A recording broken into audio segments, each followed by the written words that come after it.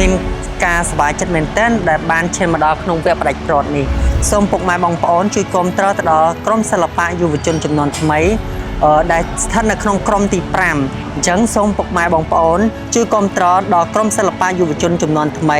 មកពីខេត្តស្វាយរៀងជាចុងក្រោយខ្ញុំសូមសំណូមពរទៅដល់យុវជនចំនួនក្រោយក៏ដូចជាពុកម៉ែបងប្អូនសូមគាំទ្រនៅការសម្ដែងល្ខោនយីកេក៏ដូចជាគាំទ្រនៅសិល្បៈរបស់ផ្នែកល្ខោនយីកេបុរាណនេះដែលពុពាក់បរោះខ្មែរយើងបានបន្សល់ទុកតាំងពីយូរលង់ណាស់មកហើយអញ្ចឹងក្នុងនាមយើងជាទំពាំងស្នងរស័យក៏ដូចជាពុកម៉ែបងប្អូនចំនួនក្រោយយុវជនចំនួនក្រោយក៏ដូចជាក្រុមយើងខ្ញុំជាក់ស្ដែងបានបង្ហាញអំពីសាច់រឿងនៅក្នុងល្ខោនយីកេសម្រាប់ចែកជូនពុកម៉ែបងប្អូនទស្សនាសូមរីករាយនិងជួយគាំទ្រអភិរក្សទាំងអស់គ្នាបាទសូមអរគុណ